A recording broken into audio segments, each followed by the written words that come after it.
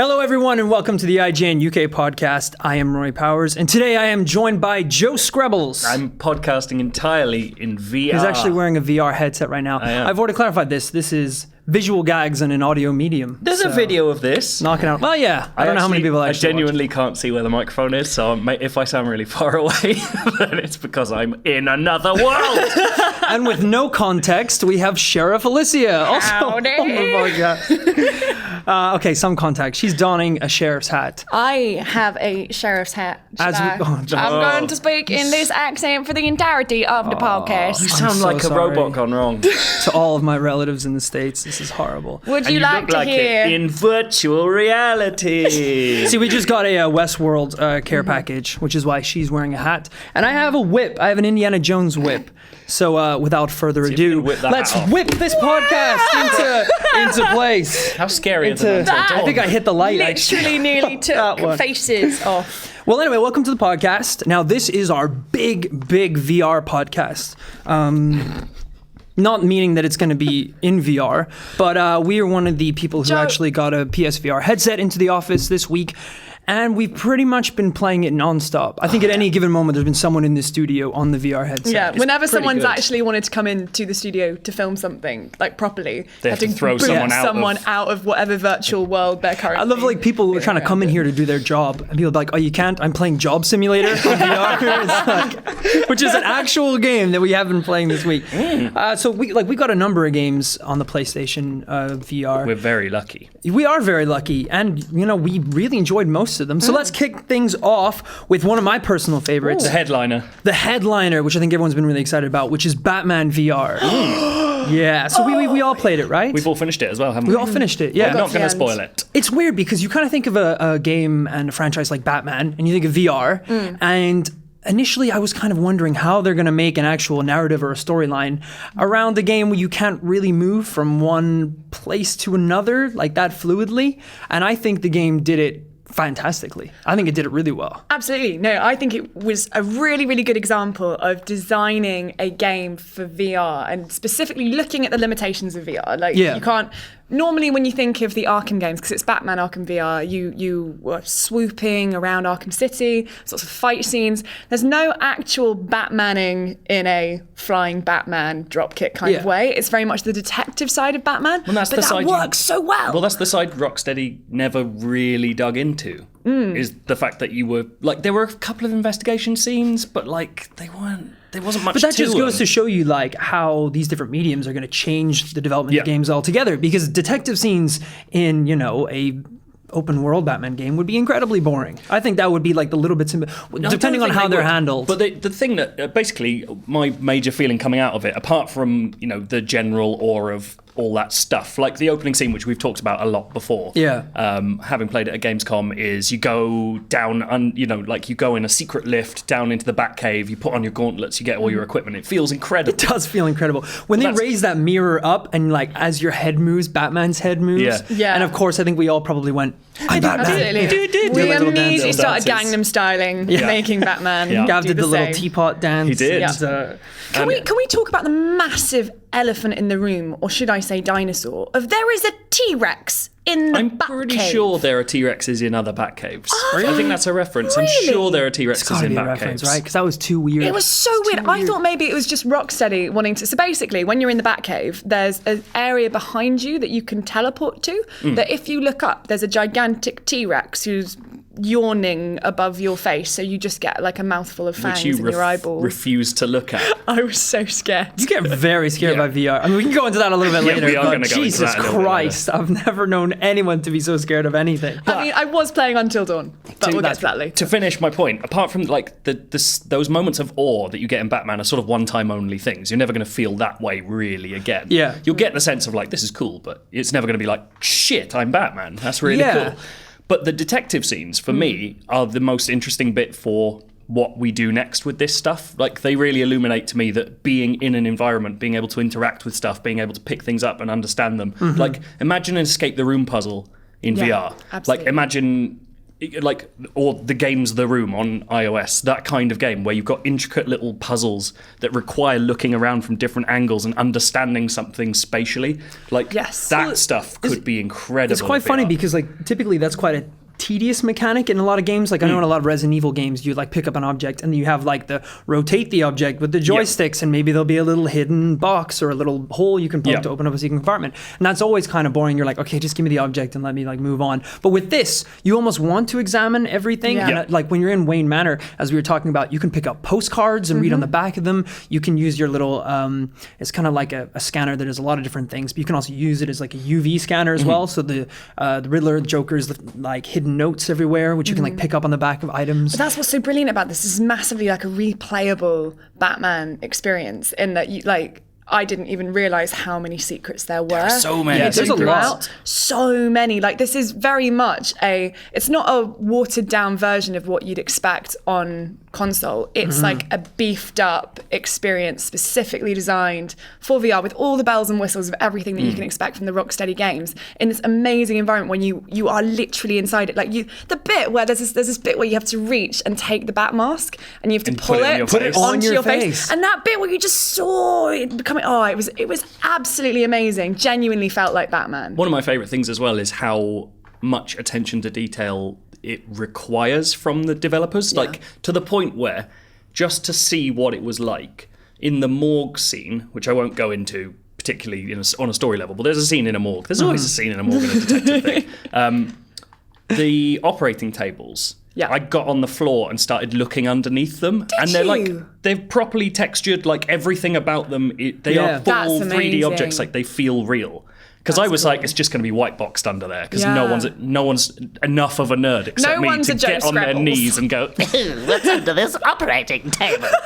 But yeah, it's all fully featured. And you just think about these VR artists who have to think even more deeply about the spatial feeling of everything. And I absolutely don't want to ruin the opening scene of the game, because that was one of the biggest surprises, like the very opening scene. But they do something spatially that was so surprising to me and like genuinely a bit overwhelming. And you're just like, holy shit, this feels so different. Really clever. Well, again, because obviously we don't want to give too much away for people who are going to be picking up the headset in these games, but it was the ending for me where reality becomes a little bit warped and they really play with your surroundings to a point where obviously it's something you've never experienced in your life before, except from maybe, like illusions or like magic tricks or something like that. And this was something so different. You have experienced that in the previous Arkham game, so this isn't giving anything away, but the mechanic, it's a Rocksteady mechanic, but you're right, it's done in a completely different way. It just feels because it's the idea, if you've played the previous Arkham games, there's a whole bit where you're walking down and you turn around and things appear, they generate behind you, so when you turn the camera there's something in your face,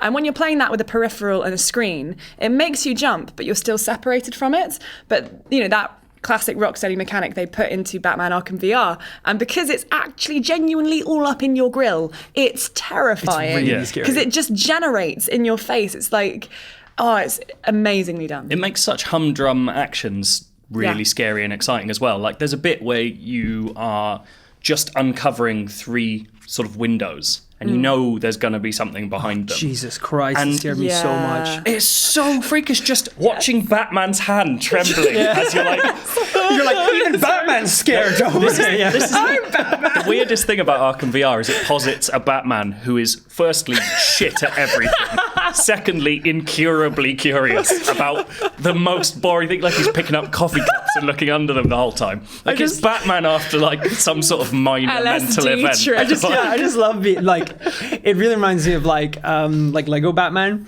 You're like in Wayne Manor, and Alfred comes up and he's like, "So I need to talk to you about." And you're like, coffee mug, sheet of paper, postcards, just throwing batarangs at his face. But like Alfred just carries on talking throughout the cutscene as if he's just seen it all before. Yeah, it's just like fuck. It's just Mr. Wayne having one of his he's being Lego Batman again. Episodes.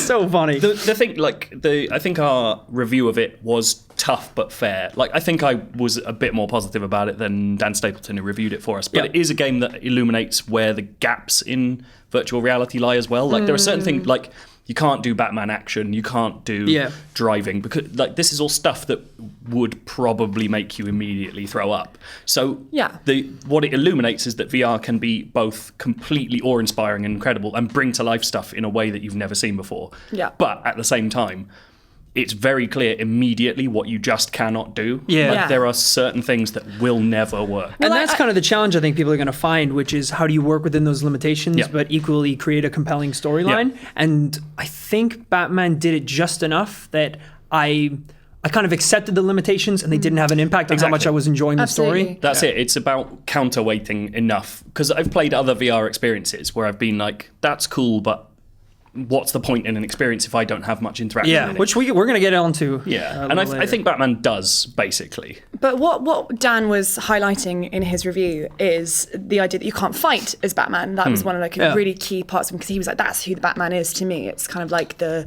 criminal bitch slapping kind of person. But Yes, that's his most classic feature, when he acts like Huggy Bear. That'd be amazing. Batman, it's good to see. What are you doing with me? It's terribly rude of you. I do a good bait. that was amazing. Thank you. But I think it's partly to do with the technology, in that to do that you need to have really, really good collision kind of technology in terms of being able to have surface detection within VR so that something can react to you. And I feel like cutscenes and the majority of things that you interact with in VR at the moment, it's all quite prescribed. Like it's cutscenes play out, and if you try and go out of the norm or make something react to you, it's not detected because it's not yet got to the point where there's tons of your hands floating through stuff, through objects, that kind of stuff. And when we get to the point where that technology is done well enough that something can react physically to your gesture, that's when we can actually start doing. Because I think fighting can be done in VR. It's not going to make you be completely motion sick. But it's a different kind of fighting. You're going to have to stand on the spot and do things. You're never going to get like big action sequences that require you to move around a room. No, you'll never do backflip. No, obviously. I'm trying to think, like the closest one I can think of in like relation to this would be if you ever played like when the Wii Sports Resort came out, which was like tons of games using the motion controller, and they essentially had one which was using the Wii Motion Plus as like a sword, like a stick. And it worked relatively well because you did have to kind of look at how people were holding the sword and hit them in certain places or jab and block. Obviously, with fists, that's a whole different thing. It's going to be a lot tougher, but that kind of worked in a sense. But it's all of these things. Like exploration feels different. Like in Batman, it uses the teleport mechanic that I find annoying in quite a lot of VR stuff. Like because it doesn't feel like you're moving anywhere. It just feels like you're going. But that's kind of like using Google Maps, when you're like jumping from spot to spot along the track. Yeah, but I felt like this was the first Batman game. Well, not Batman game, VR game, where they actually kind of did it right. Like, I didn't mind the teleporting on this one. I didn't really mind it either. It made sense. It sort of weirdly made sense for Batman as a character because he obviously uses grappling hook to get. Batman can't teleport. We've been through this again. We've no more time. There are a few. You can do anything. Shut up. You're not real. But that's it. There are a few bits where you use the grappling hook, and I love those bits because you're like, oh, that's cool. Like I'm just moving quickly. Whereas there are other bits where you want to move across a room and you press it and you hear his cape swishing and you're just over there. And you're like, did he just glide over there? But I kind of forgive him for that because at least narratively or in this gameplay mechanic, by trying to do the swishy cloak thing, they try and say, look, he's just swishing everywhere, right? He's throwing teacups at Alfred and he's swishing everywhere. He's having one of those days. It's fine. And I think that's what, whatever game developer, whatever game they're making, you've got to make the movement make sense for the character and the situation and kind of like. I think VR, there's no one-size-fits-all approach that you can do in other games. It's always going to be slightly different. I would agree with that. But overall, I'd say, as a general consensus, this is one of our favorites of the games. That's the thing, is we put more time into it than most. We've thought about it more than most, and that's because we like it the most. That's why we have you want to stick around and explore. Absolutely. And the Riddler stuff looks great. From the little bits I've done, like there's some great little puzzles. No, we're definitely going back into that, and there's loads of trophies we haven't explored yet. Well, moving on to a bundle of games. PlayStation have a package which is it's called, I think, VR Stories. VR Worlds. VR Worlds. So this is it's a mixed bag. So basically, it's I feel like it's similar to, as I said, like Wii Sports. When something new comes out and you have games that kind of showcase the technology. It's the Nintendo Land of actually, that's a PlayStation perfect VR. way of doing it. Like, it's just going, here's all the different ways you could use this, and kind of giving hints. Yeah, and then there's some, like, it's good because it has options for people who are using the Move remotes. It has other ones that are just using the headset and a controller, and some that are just using the headset. So they have one, like the first one I guess we'll talk about is it the Ocean or the Deep? Ocean Dive? Descent. The one Ocean with Descent. the shark in the cave. Yeah, I think this was the one I didn't like the most because it's essentially just a VR experience. It's just look at things. You just look at things. There's not a lot of interaction there. I guess the whole idea is that you're a bit terrified that there's sharks and you're down in a cage. But I guess we've been around VR enough that it takes a bit more than that. that's our I think, if you put that headset on your grandmother, That's she it. was in the chair, she's I gonna would lose her love mind. to, like, sight unseen, get my dad to play that. Yeah. Because I Yeah. bet he'd just be like, this Absolutely. is really cool. Like, my dad likes Freaking out. technology, but he doesn't play games. Yeah. So I bet he'd just sit there and go, this is great. I'm about to coin another phrase right now. Go on. I think that's the baby park of VR. The baby park of VR. Baby Park was a map in Mario Kart Double Dash, Yeah. which was just a a circle, like a 8 tiny loops little on a circle. circle. So when I wanted to play it with my parents or like my older relatives, I would be like, let's play Baby Park. Because That's I know pretty even good. you can go around in a circle. You goddamn babies. You babies, stop drooling, granddad. This is the future. So I think it's one of these things. I guess it's similar to like bowling, Wii bowling, where it's like a very accessible thing. You can just put the headset on and they can enjoy it. Yeah, I remember when that first came out, that demo, like when the first press demos were happening for PlayStation VR, and people were talking about that dive in a really positive light. Yeah. And it's interesting now, like, I don't know how many months down the line now that we've played all the other different, we've been Batman in VR. Now we're like, who wants to be locked in a cage with a big shark nuzzling its snout in your face? It's funny because it's kind of a double-edged sword. In one sense, it's going to be hard for people to create games using this new technology, but I actually think it's going to be much harder down the line for people and developers to be innovative when we're not impressed by just being underwater Yep. anymore. Absolutely. When you have to be really, really inventive and revolutionary. I could breathe underwater. Yeah, Pull the other one, dudes. Is that a shark? Where's my laser guns? I'm gonna have it in this simulation.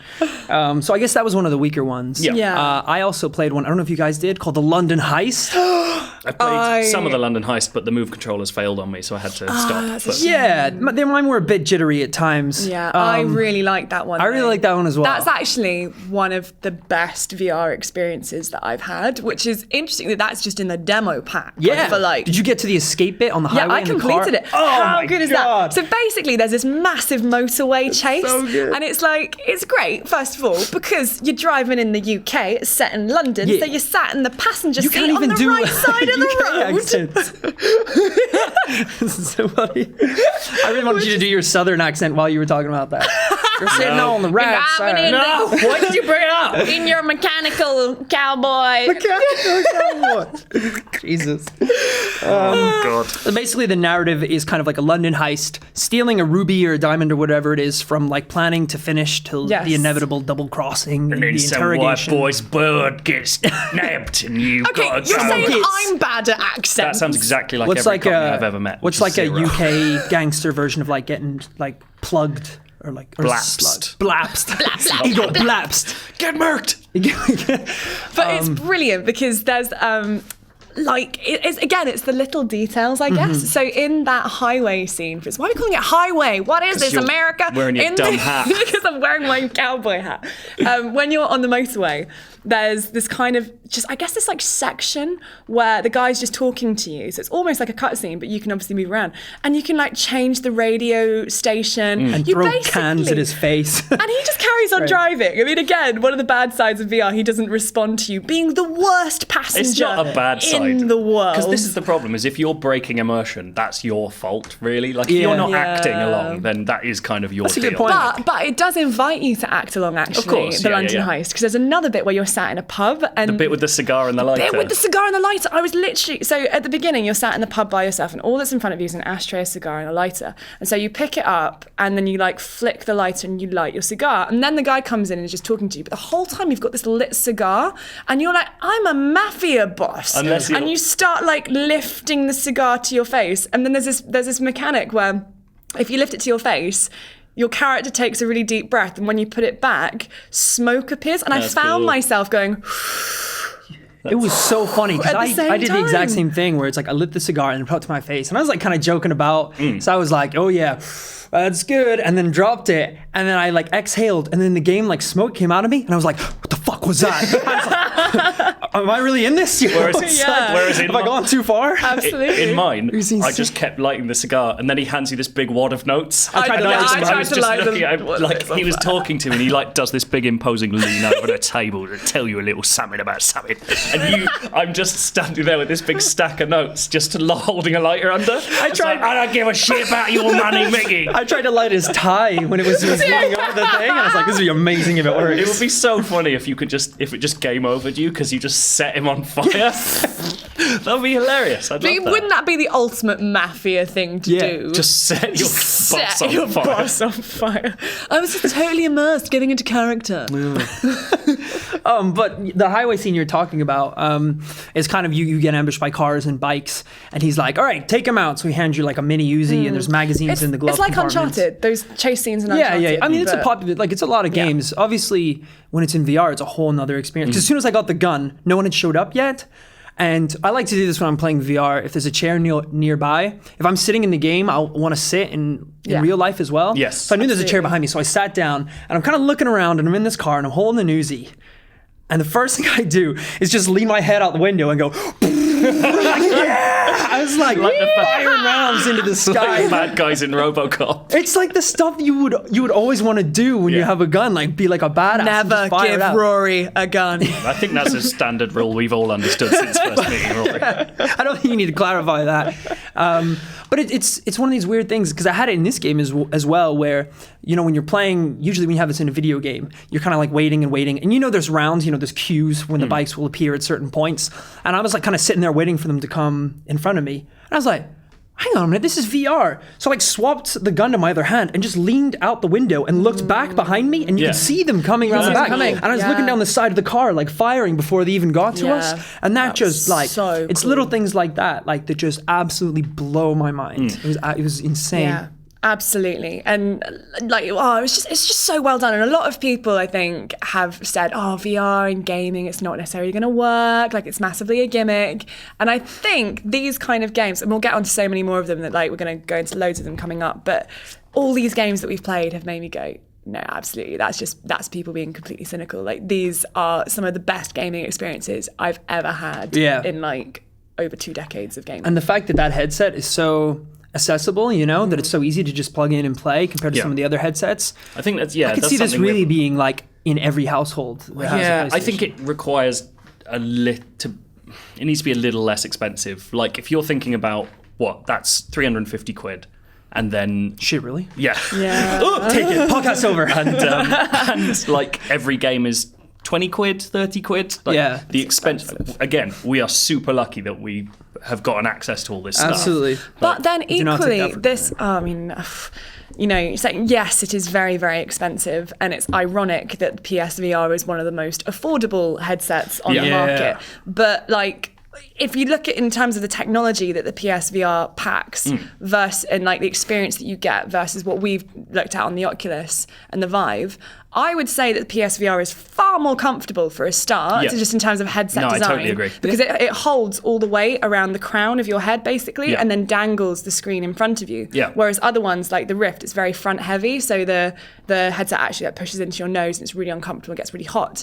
But also the actual, like, you know, the technology itself that it packs into it, it's really smart with how it uses it. Mm-hmm. So even though it's got a lower resolution than, say, like the Rift or the Vive, it doesn't feel it. It's really smart with what it does with the pixels and kind of the, you know, it doesn't have a sliding door effect, which is why you get the little like fine lines and stuff in VR, because essentially you're mashing a screen to your eyeballs. And if you did that to your smartphone, you'd go a bit blind. But you don't get that. You don't get that in VR because it's, you know, it's got really, really good pixel density, and it's really good. It's really funny, like, pointing out that it uses what it has really well. Like the fact that it utilizes the Move controllers, which is an antiquated piece of equipment that was discontinued, and they found a way to repackage it and sell it as like a necessity for like future hardware. That's incredible marketing and incredible foresight and planning. I think it's also worth saying, like, a question a lot of people had is this worth it before PS4 Pro?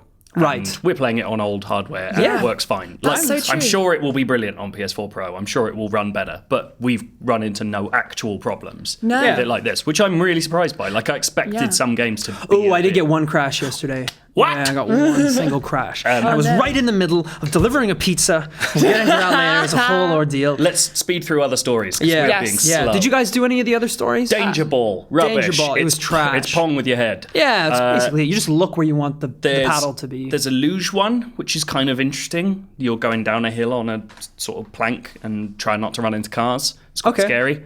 And then there's one about space that I don't know if any of us have played. I haven't actually, By the time I got to that one, I was pretty exhausted.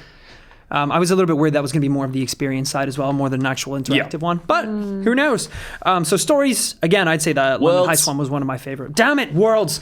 Worlds was one of my favorite VR experiences so far. Interesting. Driving in that car, man. Driving in that car, just wrecking people. Job Simulator. Job Simulator was fun. It was amazing. This is technically an old game. It is, because I've it was been playing it on our Vive. Yeah, it was on Vive and I think Oculus as well. You know, it's been around for a while because, you can see playthroughs and things on the internet. It's very much in the Portal style of like kind of fun robot comedy. I really hope that's a genre. Kind of fun robot comedy. There's actually another one of those on this list in the form of Headmaster, which we'll get onto. But it's great. It's basically set in the future where everyone is just like floating computers. And what it does is it's a VR experience that allows you to live out the life of everyday jobs from the past. So you can do like desk worker, garage worker, like fast food guy. I think convenience store as well. And it's kind of it's a really clever way of making a very simple game entertaining. Where it's just being at a desk and like photocopying things and like turning on your computer and stuff. But it's all done with a really hilarious narrative. And you have your companion. That's it. The core joke is essentially robots don't really understand what human jobs were. So they've sort of simulated them as they expect them to be. So your awesome example earlier, which I'd never seen before, is someone asks you to burn a CD. And the only way to succeed is to put a CD in the toaster. Yeah. Because I didn't fully understand what that meant. Yeah, because I put it in the player and I was playing it and I was like, brilliant. But then the little tick didn't come up. And he was like, you're going to need some heat for that. And I was like, what? It's crazy. Job Simulator is a weird one because it's a really cool game that I've played previously. And I think it's the only game I've played so far that suffers for being on PlayStation VR as opposed to one of the other formats. Because... Actually, I don't think it is on Oculus yet because Oculus Touch isn't out. So it's only on Vive. Oh, yeah, of course, yeah. But on Vive, because you've got 360-degree tracking, the game is built in 360-degree environments. You're meant to be turning everywhere. I had this problem a lot. I found that as well. And in Job Simulator, with using the PlayStation camera, if you turn away, your motion controllers lose tracking. I and you can't do stuff. found that was the one game I played that crashed on me. So one, it crashed, and two, there were points where I think there was a bit where I was in the convenience store and I was trying to make a hot dog for a customer, and I had to turn to my left and open the freezer to pull out a hot dog. And oh my god, whenever I turned to my left and would try and open the door, I couldn't reach the door. It was like I genuinely felt drunk, like this frustration of just literally whacking your hands like that, trying to pull it out, and because it wasn't reading the fact that I was moving to the left because obviously the camera's only in one space. So that's a shame. It is, and it is a shame because it does take away slightly from what is otherwise a great game. Like, it's harder to recommend on PSVR than it is on Vive, which is annoying. That's a shame. I had one of my weirdest moments yesterday playing this game, which was I stayed a little bit late after work. How late are we talking? Oh god, too late. I didn't know what was the real world and what was the VR world. Well, you were talking about that on the tube. But so I was playing Job Simulator and I was working in this fast food restaurant. I was getting really into it. I was nailing all these orders, and it's like I didn't want to go home yet because I didn't have any food in my house and I couldn't be bothered cooking anything. I thought you were going to say because I hadn't clocked off in the game. Well, so instead of going home and cooking myself dinner, I was like, I can't be bothered. I'm just going to stay here and cook food for other people in VR. So it's at one point I was cooking hot dogs and pizzas and stuff, and I was like, what am I doing? I need to go home and eat in real life. I was like, it was so weird. It was so weird. We're getting into surrogates territory here. It's they've masked these really mundane activities in such an entertaining, game. Colourful Exactly. But I was having a blast just doing all these stupid things. It is just real life, but more fun. That's genuinely Job Simulator. Yeah, there's no consequences. And it's unlike some of the other experiences we've been talking about, London Heist is incredibly realistic. So it's Batman, they've really tried to go for high fidelity graphics, whereas Job Simulator, it's just polygons. Yeah, and like, got like you big, know, like Mickey Mouse hands. Yeah, hands, you know, which is really fun. Really cartoonish and yet just as immersive. Yeah. It's like that's a really it good kind of point, shows actually. that with VR, it's not about how graphically amazing it is. It is just about creating an experience that genuinely makes you not want to eat. Yeah. I didn't even think about that like, even though it was like a really cartoony visuals, like it was didn't take away from the immersiveness at all. Well, Which is really interesting. I think I've talked to you about this before. A friend of mine, Steve Hogarty, who used to work at PC Games N, did this very short-lived, I think it was only 2 episodes, but they are brilliant and well worth looking for, called The Oculus Rift Internet Show. And it was just him. A lot of it was just talking about like the experience of using one of these things when it was quite an early on, deal. But he did these 2 episodes with 2 experiments. And so in one experiment, he tested what it was like to sleep in Half-Life 2. What? So he goes to City 17 and just finds a corner where no one's going to attack him and just goes to sleep in his headset. And there are, the little iBots in Half-Life 2 that come around and flash at you, like take pictures of you. He was just asleep, and then suddenly one of these would come over and just flash at him. He'd be like, and just wake up in City 17. So apparently that was really weird. Weirder than that, That's cool. Insane. is he went into Skyrim, sat down in a tavern, put a meal in front of him, and then ate a real meal in real life. And he... cool. He genuinely, that you can watch this, it's so cool because he goes in being sort of making a joke of it all and being like, I'm just gonna, all he had in the house was melons, so in the game it's like meat and potatoes, and in real life he's just eating melons, and so he's making fun of it. He sits down, starts doing it. He's like, actually, this is really amazing. It's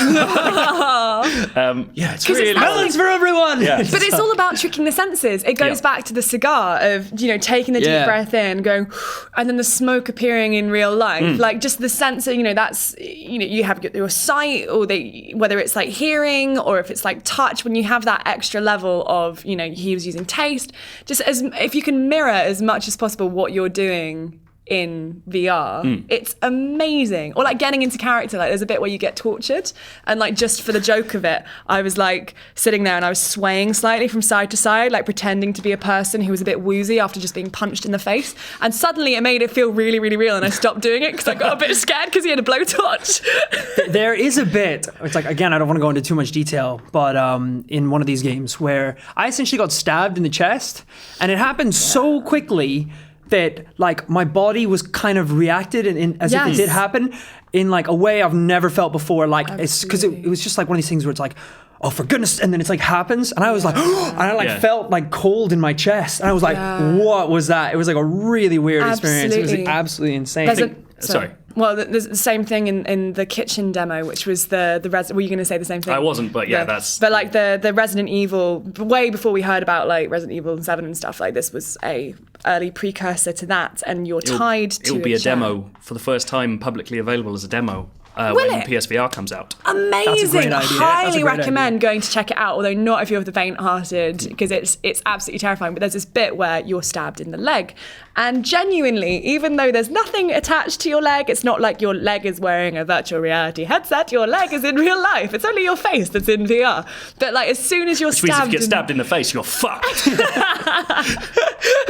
like take care of those eyeballs. But yeah, my entire leg just convulsed. Did like a Weird. kick. Yeah. The first time I ever used Oculus Rift, like 2-3 ages ago, it was... It's like a baby. Yeah. Pop out with the headset on. Yeah, hello. I'm an adult now. I'm actually.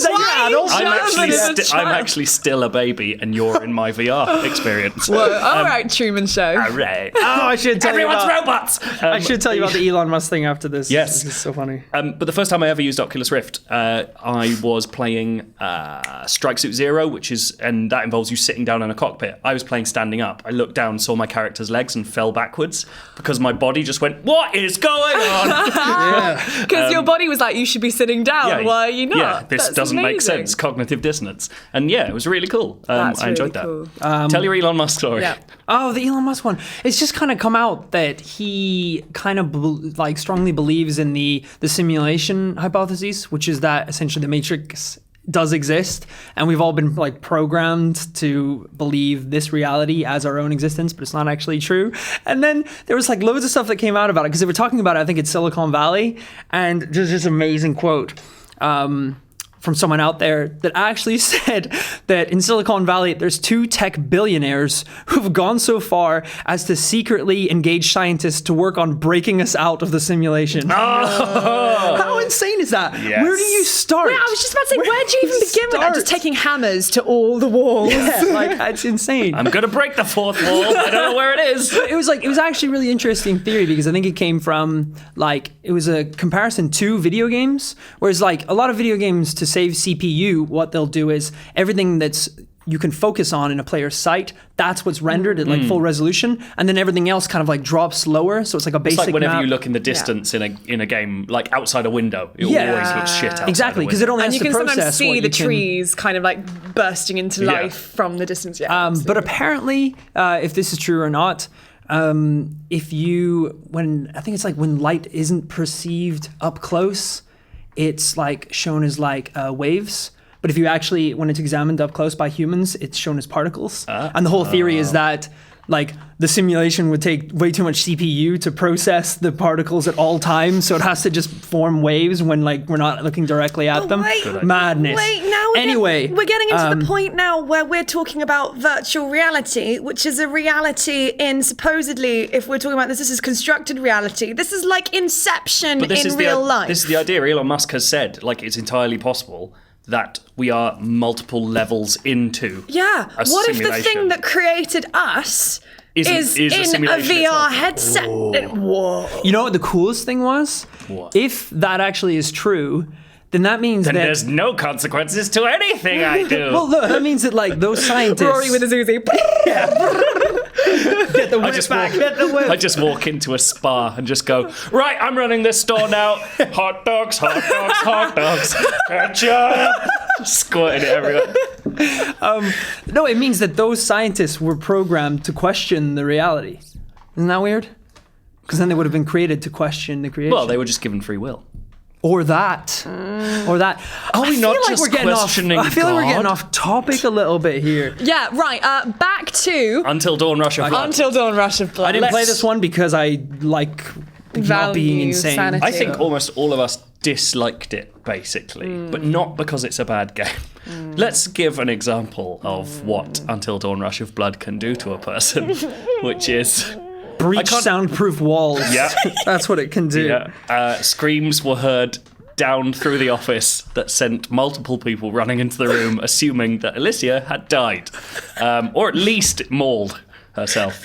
It was terrible. I've never seen this before. I saw a human crumple in fear, fall off her chair and shrivel up. So like what when you broke happened? The move controllers, snail. she took off the headset and curled up under a table in a ball and didn't get up for 10 seconds. You're going, it's all a simulation. Because we were it's all a simulation. Everyone was laughing, and then there was this moment where the hive mind in the room suddenly went, something's probably actually definitely wrong. So just didn't all the move. laughter died, and we were just like, you're right. In fetal position. Basically, so if you've not heard of Until Dawn Rush of Blood, it's a ghost train, but Literal. not a literal ghost train. So when you look down, you can see your body. So it feels very real, very planted. Obviously, you're playing it, in sitting down in a chair. And as you move around, you've got 2 guns. And you're meant to be shooting at different things that appear. And, but the trouble is, it's not just little targets that appear. It's also clowns wielding axes and ghost girls who scream in your face and walking corpses and... people with chainsaws, and so it's quite terrifying when you're literally basically strapped down and not able to move except in your hips. And when you're wearing it with the VR headset, you have 360 sound, so if something's creeping up on you from behind, you can hear it, and you obviously have to turn to shoot it, but by the time you turn around, it's normally in your face. So imagine turning around with this psycho eyeball to eyeball with you. It's absolutely terrifying. I sit beside Gav, so I'm used to it. It's Just chatting to your right. Hey, Rory. it's a game built on the idea of the jump scare. That's its entire premise. trick. Yeah. That's all it does to you is, you're looking over that way, something's going to come from over here and scare you. Does that ever come across as a bit cheap? It's totally Yes, cheap. absolutely. And it will work. Some people love that and some people hate that. I hate jump scares. Yeah, same. not only am I scared of them, that when I stop being scared, I get angry because it is just a trick. Yeah. And so when I was playing yesterday, the gunplay is actually really satisfying, and I like the mechanic of you kind of shoot these boxes on the floor to get new weapons, so you can kind of mix and match your two guns and mess around that way. Yeah. But when it comes to being constantly fucked with, I just stopped enjoying myself, and it just got tedious. And the trouble is, because for me, the thing that I hate about jump scares is not necessarily the jump scare itself, it's the anticipation of the jump scare. Yeah. And so you're constantly in this, it really builds you up, and then the jump scares start happening. But the thing is, the jump scares happened, but the anticipation of the next jump scare is still there because they just keep on coming. So you have this really weird thing that I've never had before, where you are still screaming at the thing that has just jump scared you, but you don't have the tension of going, like release of going, oh, okay, but at least that's it, just gone now. Then it's just like this constant barrage. So the bit where, because you have a very much a bodily response. So the reason why I fell off my chair when I was playing it was because I was trying to kind of like curl myself protectively, like dual wield everything, but you like can't do this in a sheriff's hat, by the way. You just look like the Texan from The Simpsons. But as I was kind of like shooting, I kind of like shifted my weight forward, and these chairs that we're sat in, like basically it tipped. Yeah. But obviously in the game, you're on a very level kind of thing. So basically my whole body just went, what is going on? There's a man with a chainsaw, the floor is moving when it's not meant to. I fell forward, and then the headset kind of fell off. And then you just have this thing of it's almost like being birthed into reality again. God. Where I was just sat there, like still kind of hearing the sounds of the chainsaw, because the headset was still on, looking at all of you guys staring down at me on the floor with this look of like, what are you doing? It was the weirdest experience. It's very strange. Like I say, there are going to be people who like it. Like it's by no means a bad game. It's just not for us. Yeah. And I think people who are into paranormal activity style horror stuff, they'll find it great. Like the levels are quite long. Actually, the one unexpected side effect of it is that I now know how good a roller coaster game would be on VR. Like there are bits on the level I played where you're going like full tilt down hills. See, and I didn't like that. That really made me feel enjoyed motion sick. That genuinely made me feel motion sick. Really? Because I couldn't, because you're going downhill and you're feeling the rush and you're moving from side to side, but your seat's not rumbling. You don't have like the feedback, and that for me made me feel quite sick. But it didn't to you, which is interesting. Like my stomach was dropping, and like nice. I just really enjoyed it. That's I was cool. just having a great time, and stuff to dodge without the actual horror of losing your head. I had a really weird experience with it was Project DriveClub. DriveClub. Not Project DriveClub. Not Project DriveClub. Where basically they have a really cool mode in it, which again would be boring in a normal game, but it's essentially you can pick a location from anywhere in the world you want. You can set the time of day you want, what the weather you want to be like, and you can just do like a free roam race. So there's no timing or anything like that. So obviously I picked like sunset in the Japan mountains by like Mount Fuji. So I was driving around there. And at one point, you're just like on this cliffside looking over the mountain, and there's like cherry blossom trees and like some shrines, and the sun's like setting just behind the mountain. Oh, that's nice. And I literally parked my car like right along the side and just stood up and just looked around, and the breeze is coming in. You just have this moment. You're like, this is supposed to be a racing game, and I'm like having this experience. That's awesome. That's really cool. It was insane. Like it was just such an important moment. And then of course I was like, after a few minutes, I was like, okay, you really, you take that deep breath. You're like, all right, I'm ready to go. I held the trigger, not realizing I was now standing in the car that was about to go like 30 miles per hour. So I just went, vroom, and I was like, I almost fell over, like standing in the studio. And it's so weird to think that like nothing had changed. Like imagine if you were watching me and I was just standing there and I just went, whoa! Like, it would have been the weirdest thing in the world. But then, of course, I spent the next 3 minutes driving while standing up, like almost just like to challenge myself. Yeah. But that's a cool one because, again, if you sit in a chair and you kind of mess around with the view a bit, so it really feels like, you're dead center in that like racing car. Man, that's immersive. It is really immersive. Really cool. That's cool. And that's a really fun thing where I think people are going to see genres of games really open up to them that they weren't interested in before. Because I don't care about driving games that much at all. But this, like, I would absolutely, that was one of the most impressive ones. Seats. Yeah, exactly. I think, that's going to be a big game changer. That's awesome. But moving on, Joe, you played Thumper. Oh, God, I love Thumper. I've been seeing you play this at your Thumper. desk a lot, right? This is the insane one. Yeah, so Thumper is, it's the first game on the list not designed specifically for VR. It's coming out on PS4 and PC as well, regularly. And I recommend it in all forms. I think it's fucking incredible. It's a rhythm action game in the style of things like Audio Surf, that kind of like old school, you're on a track and you're avoiding obstacles or hitting particular points on the track to a beat. So you're essentially creating the song by driving through these environments. Gotcha.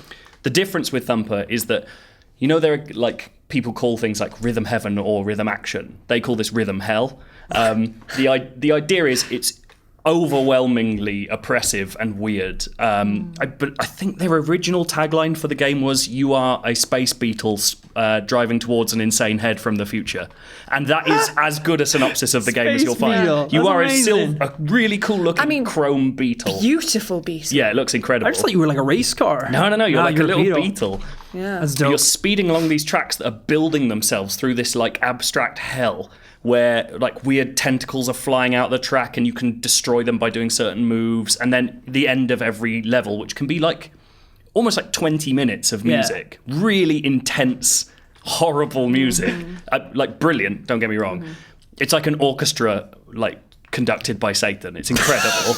It looks Who like has a synth? Yeah. It looks like someone has smoked crystal meth and played F-Zero X. kind of, So like that's essentially all of these things apply. It is just amazing looking. Yeah. I've never played anything like it. And at the end of every selling it to level, me. these giant screaming heads appear from the Netherverse and try and kill you in various ways. And you're hitting the rhythms shoots like laser beams Yeah, at them. the only way to be so defeat them good. is to make sweet, sweet Yeah. music. And there I thought you were gonna say love for sweet beetle love. fuck that head's mouth.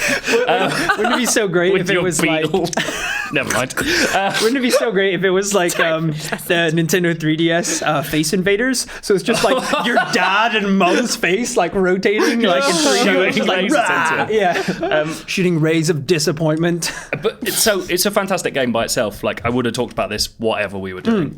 It's one of the best games of the year as far as I'm concerned. Also, if you are a fan of avant-garde noise music, if you've ever heard of the band Lightning Bolt, who are also terrifying and hilarious and like loud and powerful and brilliant, that's half of that band is the guy who did all the music for this game. Oh, amazing! Oh, that's cool. And he used to work at Harmonix as well, so it's got a real sense of like proper rhythm action pedigree. That's cool. So it's is it just like is it fucking amazing. procedurally generated then? No, so No. it's 10 specific set Right. Okay. tracks that So this you guy's can't created. like other rhythm games like load in your own tracks. No, and no, kind no. of- Okay. No, I would because- love that if that was the case, but it would ruin the effect. Yeah, because it is because you put in designed like to be Hotline scary. Bling, you'd be going like 10 miles per Exactly, hour. yeah. Just like It's chugging along. designed to like there's this one rhythm where you have to hold down X when you're going through these obstacles, and it basically goes Yeah. and it's like.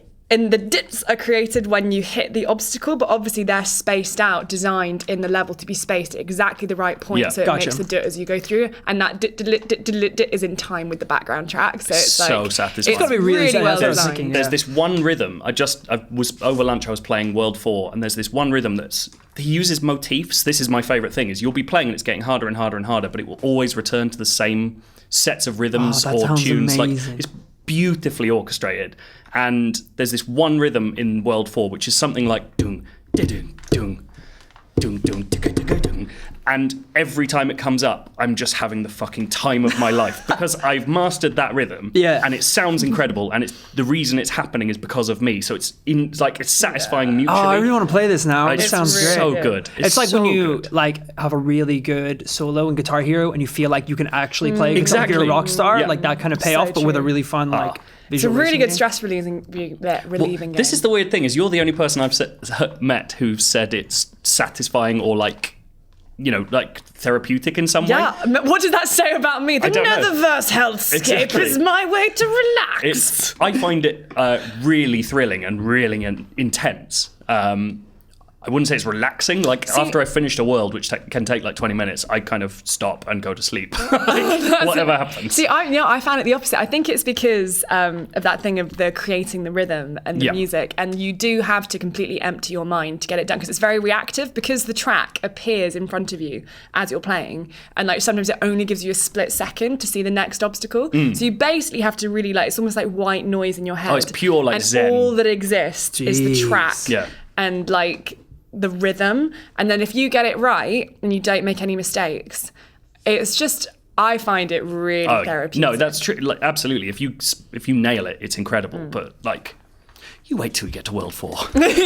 Just wait. But just to get into what the VR aspect of it is, because that's an add-on. Essentially, you just sit quite much closer to the beetle than you do in regular play, and the world sort of grows up around you, and it is just incredible to be in it. So when the head at the end rises out of the floor, is that terrifying? It's always the track kind of comes to it's like the top of a roller coaster. So you slowly get to the top, and you see this fucking flaming spiky head just emerge and take up your entire field of view, and you're just like, I'm a tiny beetle. It's so good. Oh, I love it. That's a good point. Is it really a giant head, or are you just a tiny beetle? It could be either. Insane space head from the future. Relative. Doesn't matter. It's all an illusion, people. Unplug yourselves. Whatever happens, October 13th by Thumper is a strong 100% recommendation, and really so far it. Joint highest rated VR game from IGN.com. That's good to know. Well, those are some of the VR games we've been playing with our PlayStation headset. Moving on. Oh, God. Who added this to the list? I did. I didn't even see this. We should talk a little bit about it. We should talk a little bit about it. Okay, so... a lot of people who listen to the podcast also watch our Let's Play series, which is Prepare to Try. Me, Dan, and Gav powering through the Dark Souls series. And to kind of celebrate the finale of season 3, we hosted an event in London. Dark Souls 3. Sorry, season 2, Dark Souls 3. Guy, maybe I should be the noob. We hosted a night where we kind of screened the final episode and invited a bunch of people who watch it to come along and drink a lot of alcohol with us. Oh my God, including so much you two. alcohol. That was a weird night, right? Like, it was really weird. Like, because we did a screening, I thought we'd be kind of like mingling in the crowd. I didn't know we'd have like a little podium thing. Yeah, you guys had like an ivory tower at the front. So it was kind of like watching people watch me play a game. And I was like, that's... In the past. In a reality where who knows who's actually watching us. It was so weird. True. But then after that, we did a live Let's Play as well, which was really fun when we went back into Dark Souls 1. Gav does not remember. Gav does not remember. I don't remember a lot doing of the the live end of Let's it. Play? No, because you did like 4 shots before you did it. That's it was horrible. It was like right before we started. And it was like, all right, let's see how far we can get in an hour. Oh, before we go though, here's tequila, sambuca, like cherry sours, like all this stuff. There are whole sections of that night that I do not remember. There were people tweeting me the next day about conversations we'd had or things I've done. Apparently, at one point, you killed that guy. I forgot about that. Yeah. At one point, I clearly was assigned to look after drunk Gav because everyone was a bit worried about. But I don't remember being assigned to drunk Gav, so I clearly was not the right person to be deployed for this task. I don't know who it is though. Someone tweeted me saying that the way I was looking after him was by grabbing fistfuls of his beard and yelling "no" in his face. That was so good. Oh, that was really fun. It's like when you need to get control of a warthog, you grab by the tusks and like wrestle him, you know? And then you've got him, and he's like closing a crocodile's mouth. And then you can hop on his back and ride him around the bar. Yeah. Right. You have got a really weird idea of how to tame warthogs. I just want to flag that up. Hundreds of warthogs. But only one Gav. Rory cannot tame warthogs, and don't do that. And don't give me a gun. But don't give him a gun. If you ever try, I'll lend you my cowboy hat. Thank you. But it was a really, really fun night. You've got some nice fans. Well done. You really nice fans. Fangs? It's really, like, it's kind of a mix between humbling and, I don't know. Just weird. Yeah. Because it's like, it's kind of funny though, because I feel that way about other people. Like when I went to see, or when we went to see Jake and Amir doing like their live podcast, you know, I've listened to hundreds of hours of them, and you have like a split second to try and tell them how much you appreciate their show, and it just comes out like, I love you, I love you, like that. I had this last night. I went and saw a podcast I love called Last Podcast on the Left. That's why I'm wearing their t-shirt today. Oh, very cool. I am the worst. And I met some of them afterwards, and it was just like, I kind of wanted to go up and be like, your podcast means so much to me. I really love it. I've learned so much through it. And you're awful, brilliant comedian people. And I kind of just went up and went, it's got a selfie. I know. In your head, it's like, it's all there. You're going to be the coolest guy. Yeah. Worst of all was 2 people I went with, like, actually made friends with them and now have their phone numbers and stuff. And I'm just sitting there going, that's now, that experience is now called pulling a Negri. After I met Jessica Negri at Gamescom, Yes. It's called pulling a Negri. That was when you have so much that you want to say, and then in the end you just walk up and go, "You're cool." Which, if you're listening to the podcast, is just the geekiest smile you can imagine and a big thumbs up. That's pretty much all I did. And I was like, bye. It's just like scuttled off like a space beetle. It's such a weird experience. It is really weird. But yeah, thank you so much. So what you're for saying is out. that everyone acted like that around you and that you thought they were all pathetic bunch geeks. of slugs, little space beetles, not worth the shit on my boots. Being said, if you haven't given it a shot yet, you should watch IGN's Prepare to Try series, which a lot of people say is good. I'm willing to take their word for it. So definitely give it a shot. That is hours and hours of content for you to watch absolutely for free. So definitely check it out. Joe, you say you have a quiz for us. I'm doing a VR quiz. A magical little quiz. Yeah. So bringing it full circle. Let's Back. Do this. Full circle after that brief interlude. Interlude, yeah. Of the pie little chart, break. about 4% was that talk. I'm excited. Okay, so this is just about facts about VR and its history. Okay. Since we're all obsessed right now. So this is 7 questions. They're all multiple choice. And let's begin. Awesome. Are you going to compete or are you going to work together? I was about to say, are we competing on this? I think it's more fun when we compete. Yeah. I like competing. Yeah. Okay. So is it a buzzer system? Wait, what do we I win? can push my Pokemon Go. We You don't win win anything. the cowboy hat. That belongs The to honour Chris. of wearing. It actually looks really cool. Actually, Cowboy hat on PSVR looks great. We should do that. I just want to like VR grab it and be like, Don't touch the hat. Okay, so are we doing buzzer system? yeah. Okay. So just shout your name. Buzz. Oh, I was going to go bzz. Okay. Buzz. Okay. I'm going to adjudicate this, okay? Okay, let's go. I'm ready. Question 1. What hint of a body part has to be digitally added to some games to stop players feeling sick? Is it A, the flicker of a nose, B, the flutter of an eyelash, or C, the squeak of a kneecap? Eyelash. Incorrect. Bzz, nose. Correct. Really? Yeah. Some games have to have a digital nose in your peripheries so as to center your face because our brains paint out the fact that we can constantly see our nose. Oh, yeah. Oh, yeah, we actually can. That's a bit weird. That Now I'm looks thinking really about odd. it a lot. Just going cross-eyed. Yeah. Jesus. Can you both go cross-eyed? Yeah, can you not? Can you not? Right, wait. Let's teach Jade how to No, go I've done this before. It doesn't work. My muscles So don't when work. you look at your I'm in the finger- middle of a quiz. Sorry. Damn it, woman! Computer scientist Jaron Lanier coined the term virtual reality in 1987. But what other job does he have? A, Michelin-starred chef. Ooh. B, classical composer. Or C, swimwear model. Bzz, classical composer. Correct. God damn it. 1-1. No. 2-1. It's 2-1, yeah. 2-0. 2-0. Oh, yeah. You God keep scores. I damn don't give a shit.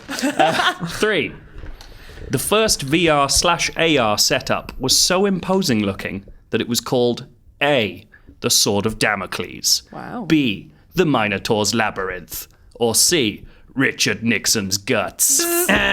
Sword of Damocles. Correct. God damn it!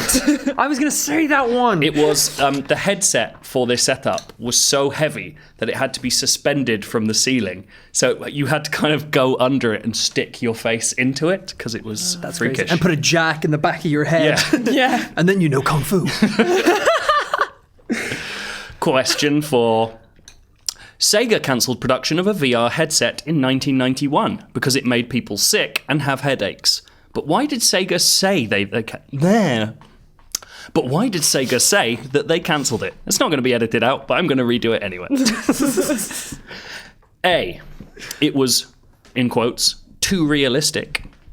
B, it was, in quotes, too futuristic. Or C, it was, in quotes, literally a paedophile. Too futuristic. Incorrect. Oh, God damn it! Once again, I was not a pedophile. It's the other one. It's A. Too realistic. I was about to say that literally a paedophile is so weird as a quote. Maybe it's real.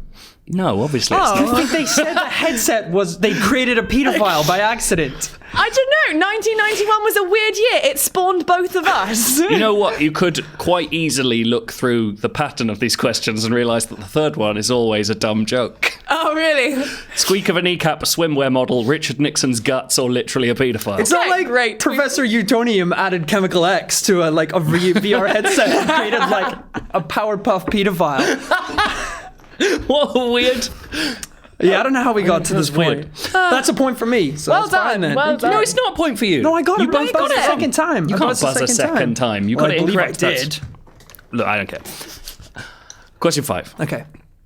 What is the name of the first VR-focused pornographic company? Ooh. A. Bounce, go wow, wow. Could be one. A. Hubba Realities. B. Badoink VR. Oh, I'm subscribed to them. Or C. Teledildonics Solutions Incorporated. A. Incorrect. B. Badoink VR. Doink VR. What a not even shit clever. name. Teledildonics is actually a thing, by the way. Teledildonic. Like, It's like things that act. Don't try and make sense out of it. It's basically like the act of making virtual sexual pleasure for real. That's the thing, teledildonics. That's what Badoink VR specialise in. mental. I would call it the VR of sex. No. That's better though. I'm trying to think of like puns. I'm ignoring that. Question 6. A primitive form of VR was called Sensorama, which featured 6 short films. They were Motorcycle, Belly Dancer, Dune Buggy, Helicopter, A Date with Sabina, and... ... A. Oh, okay. Let's Dance Like Teens. B. I'm a Coca-Cola bottle. Or C. Watch a man die. For real. B. A. Well, you didn't buzz. I did. I went buzz. You didn't. Didn't you just I? said B. Did I? You kind of, but he did the motion of doing a buzzer. You buzzed and got it wrong. It is B. You still get the point. Yay. Yeah. Are we even now? I feel like we're even now. I think we. For all intents and purposes, let's say yes. It depends on Tension's whether high. we accept whether Rory got it correct. We on the did. We paedophile don't question. accept. We did. We did. I'm overruling. It's 3-all. Yes! Steve Holtz. All right, let's do this. Nintendo's Virtual Boy was so short-lived that it had one built-in feature that was simply never used. What was it? I'm genuinely interested into knowing what this is. A. A port for multiplayer link cables. B. An expansion slot for color games. Or C. A revolver-like chamber for bullets. I buzzed first. You did buzz. B. I was going to say A. Expansion slot for color games? Yeah. Incorrect. Oh, no! It was a port for multiplayer link cables. God, because that's what they need to simplify get it. that Another virtual perspective. Exactly. You need another Virtual Boy connected by wires. The thing that already can't move. Yeah. Virtual Boys are shit. You ever used one? No. They're I've always really wanted to. unpleasant. I've always wanted It's to. as hellish as Thumper and unintended. As far as my gaming artifacts go, I've always wanted to at least try a Virtual Boy. Mm-hmm. I've always wanted a Rob the Robot, and I almost got one. I was so close. And Sorry, how didn't you get it? Is this eBay? No. I found one in a charity shop in Newport, Wales. Like, of all places. And I went up and I was like, there's a chance they don't know what this is. So I was kind of like asking about stuff, and I was like, and how much is that, like that dusty old robot in the corner there? And he was like, oh, the Rob. And I was like, God damn it, he knows exactly what it is. And then it was like 150 pounds or something crazy like that. And a power glove. I've always wanted a power glove as well. That would be awesome. Power gloves are cool. I think they have one of those in the San Fran office, which is Do they? insane. Wouldn't surprise me if They they have have I would a just boy. work. Yeah, they might, yeah. They have We used to have- everything over there. Sorry, they have a beer tap in that, which we only found out today because someone emailed round and CC'd the UK office in. Yeah. Say that the beer tap in the San Francisco IGN office was broken. You cruel We're like, fuck. You have a beer tap, even a broken Also, one. someone That's forgot amazing. to polish the golden throne as well. All right, feedback. I've misplaced my power glove. Oh, actually, before we go on to feedback, let's do a little VR roundup. So I've got some of the specs for the 3 different headsets, which would be yeah. nice to go through because Yeah, we've really talked good about it a shout. lot, and it'd be nice to see how they compare to the other headsets. So first off, It's Digital Foundry. What? Yeah. What? Exactly. Bringing the cold hard facts better in a be fun fun. way. You guys can do theme music underneath if you want to. I'm not actually contributing to your boring. So, in terms of display resolution, PSVR comes in at 960 times 1080 per eye. Oculus and Vive both beat it at a 1080 times 1200, which you can see a bit. There's points where I can literally see the pixels in the dark. You know, it does make a little bit of a difference, but not enough to really take you out of it. In terms of weight, the PlayStation VR is actually heavier. It comes in at 1.3 pounds, whereas the Vive is 1.22, and the Oculus is 1.03. So the Oculus is actually lighter. Although I find the Vive headset more polished, more, you know, it looks more finished than the others. They kind of still look like development kits. And then finally, the price. This is in pounds. Sorry, folks, feel free to convert. The PSVR is the cheapest at $399, although you will need to purchase the PlayStation camera as well to capture the movements. Then you have the Oculus coming in at $600, and finally the Vive at $800. Obviously, you might have to ship out a little bit more money for the second two because you're going to need the computing power to use that hardware. And that rounds up IGN's VR section. I hope you have enjoyed. Let's move on to some podcast feedback very, very quickly and excitedly. Just so you're aware, throughout that, Joe has slowly been placing everything that was on the desk on his head and is now garroting himself with the cable wire of the PSVR. He doesn't have the whip, actually. Headset. I've got the whip. So, Joe, Why don't we? Things we've ever done on Why don't we whip things into shape? Why did you do that? It's good. It's a little. It was actually genuinely interesting. Yeah. I feel like that's important stuff Crush for people down into to all the know. info. Why did I can't do get the this off, specs I'm of the gonna die. headsets? Why did you try and asphyxiate yourself with the connection wires More to fun. a PSVR? All right, More fun. you're up, Joe. Oh. I hope this is more fun. I'm sorry to shit on your feature. It was nice. From Lexi Dyer. I want to ask for some expert help. I've set up a gaming club at school, much to the annoyance of several teachers. Sticking to words.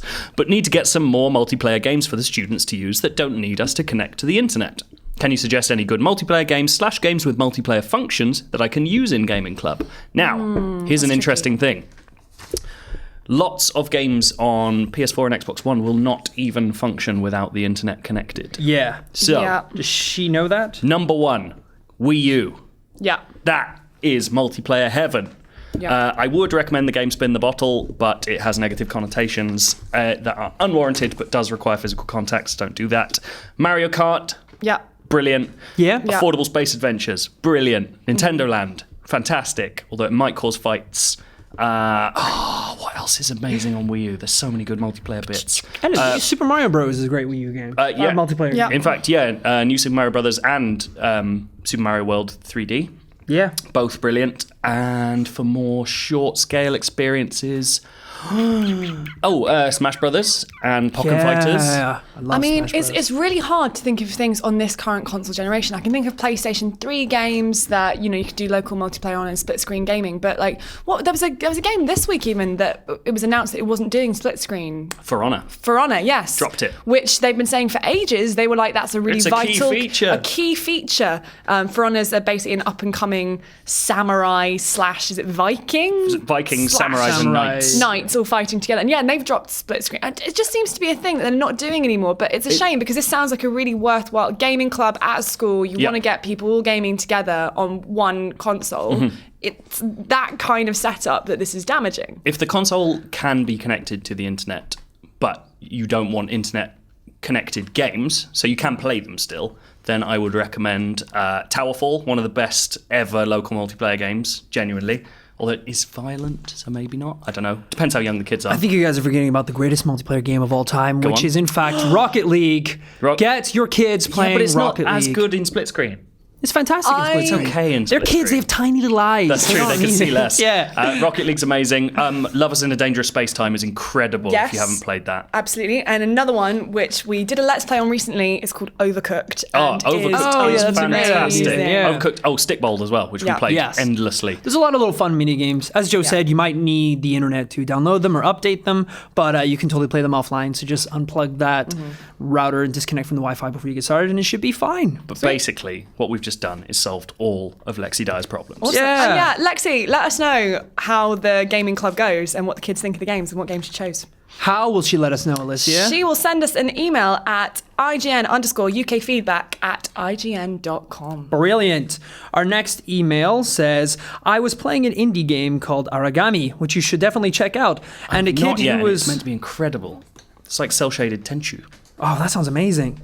And a kid who was probably around 7 or 8 was watching me play. Is this not a? I don't know. I think it's quite violent. Well, he says I was going through the tutorial and I got to the part where I was about to kill someone from behind, and I noticed the kid was still watching me play. I felt a bit uncomfortable stabbing someone in the back while he was watching, so I ended up leaving the demo. After I left, he jumped on and promptly delivered the final blow. The funny thing is, I probably played Tekken and Mortal Kombat when I was his age, and I know I played Vice City when I was about 11. Naughty. So I don't know. How do you guys feel about young people playing old games? My reason for not wanting them to play violent games is mainly based in jealousy because I was not allowed. I wasn't either, actually. I wasn't allowed to play anything until the correct stickered age, which led to the brilliant experience of my dad buying me Duke Nukem 3D on PlayStation 1 for Christmas, noticing that it had an 18 sticker on it just before Christmas, putting it in a cupboard. This is when I was about 10.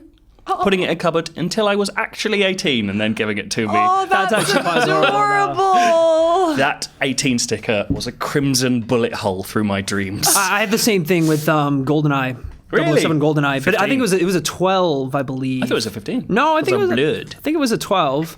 But I was the same. My parents bought it for me, then realized that it was too gory for me. Yeah. I think it's kind of a funny story. I think they let me play it because they were like, all right, we'll see if you can handle it. So I was like, oh, amazing. I played a day of it.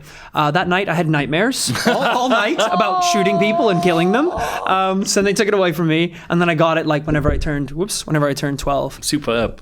But what's the first overage thing that you played? See, my parents didn't care about age rating stuff. I just Explains a lot. That's why you're the morbid, horrible animal Absolutely. that has Thumper loving. I'm a well-rounded human being.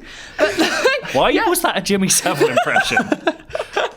That is one of the most disturbing possible things you could do. See, that's actually my real voice. Holy I just let that through at that point. No, I played loads of really weird games as a kid growing up that my parents just kind of gave to me, thinking that that was a thing that should be given to children. Wow. But because I started off being really scared of them. Even like as a really small example, I was playing Tekken when I was maybe like 6. And there was a final boss who I actually don't even know the real name of because I've not played the game since. But it's like the penultimate boss that you fight, and he's purple and he flies in the sky and he has laser beams that I comes think out I know his who you're talking eyes. about, yeah. Is it What's his Ogre or name? Devil? It's not Ogre, because Ogre I think came after him. Devil Jun? Maybe, potentially. He terrified the crap out of me. And I'd be like, always like, I'd get like sweaty palms before I went in and like, but I never really understood fully what was going on. I never really it was just kind of a thing in a game. And I wonder whether potentially that's just a thing of as well as being a 90s kid where we were playing games that they were perhaps a little bit more, because they had the polygon graphics and they're not as realistic and stuff. I think some of the games that we've been talking about today in terms of like Until Dawn Ghost Train and Batman VR and stuff like that, I think that we're getting to the point where maybe this is me being retrospective, but I think that age labels should potentially be given a bit more credence now to the games that we were playing growing absolutely. Because it's just a whole different experience. Well, they've been talking about what to do with VR for kids anyway, because like the effect of it is so much more intense. Apparently, it can be really bad on developing eyes. Yeah, exactly. Yeah, like Yeah. genuinely, people used to think that VR could give you brain damage and stuff. Like Seriously. it was legit. So get your kids strapped in. Let's show them some sights. I think with this case, I think it's generally safest to edge on the side of caution. I generally tend to do the same thing you would do. You know, if it's something inappropriate and the kid shouldn't really be watching it, I would take them away from it, take the source away from them, but equally respect parents and the children themselves. And if they feel like their kids can cope with it or the kids feel like they can cope with it, then that's their place and time, and let them do it. Yeah. Make all those horrible mistakes that scarred us and made us the bitter humans that we are today. Exactly. Or punch the kid hard enough in the eyes that his corneas detach and can't see your horrible events. Yeah. And you teach him a thing or two about real violence. How about that? And then you go, I just saved your life, kid. Doctor's tent's over there. Don't show him. Which You can't see, motherfucker. takes us nicely on to our final bit of feedback Really? about superhero moments. That's Talking about saving people. Joe punch that kid. This is from James Sandal, who says, in reference to your discussion on superhero moments, I had a similar superhero moment as Joe at a family event at a park in Wait, can we go over the fact that my superhero moment was trying to save someone from being bullied and being headbutted so hard that I got concussion? So let's preface this. That's honorable. It was honourable, just shit. Well, this guy says, at a family event at a park in Manitoba, Canada, a 7-year-old big kid started bullying my 3-year-old friend, who was half his size. That's just a 3-year-old? move. You don't beat up a 3-year-old. 3-year-old. Even like when you're 7, I mean, that's a big age difference. My 4-year-old chitlin self had enough, and I walked over to challenge the big bully. A fight shortly broke out, and I quickly realised the ballistic advantage Because everyone in it was so short. of a closed fist. I just imagine like a 4-year-old. He's like finally had enough, and he like takes out his little 4-year-old switchblade and like walks over, and he's like, He's just got 2 bell songs. It's the way he says the ballistic advantage of a closed fist, as if he can, like Rayman, detach his fist and just send it as a projectile. We both took blows, and I gave him a few shots in the kidneys before our parents broke up the fight. you didn't know what a kidney was. You're 4. Anatomically. I just know it hurts more when I hit him there.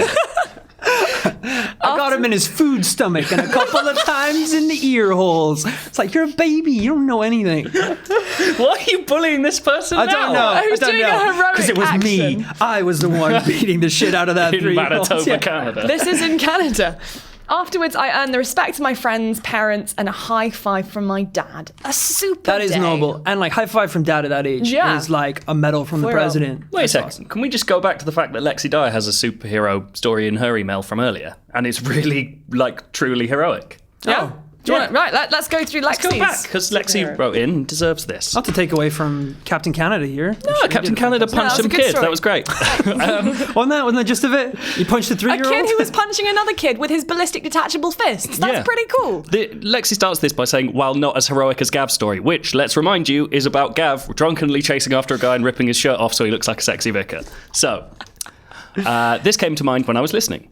I work in an international school, and not too long ago we had a student on our academic course who had a serious problem with drinking. There had been quite a few instances where he had been drunk and lost control, and it reached the point where he was one incident away from being expelled. I managed to work with him and other members of the team, and we managed to help him control his drinking habits so that he could finish the course. At the end of the year, he came up to me at the prom and told me, "I'm only here today because of you." So despite not being exactly heroic, I definitely felt like a hero. That is legit heroism. That's amazing. Yeah. I thought it was going to be like, we had a kid who had a drinking problem, so I punched him so hard. In the kidneys, in the liver, He couldn't have that it just another expelled all the toxins, and he could drink freely again. Lexi, that is That was legit. a That is was really genuinely cool. cool story. And on that positive and uplifting note about punching children, this has been the IGN UK podcast. Thank you for joining us, and we'll see you next week. See you in the virtual realm.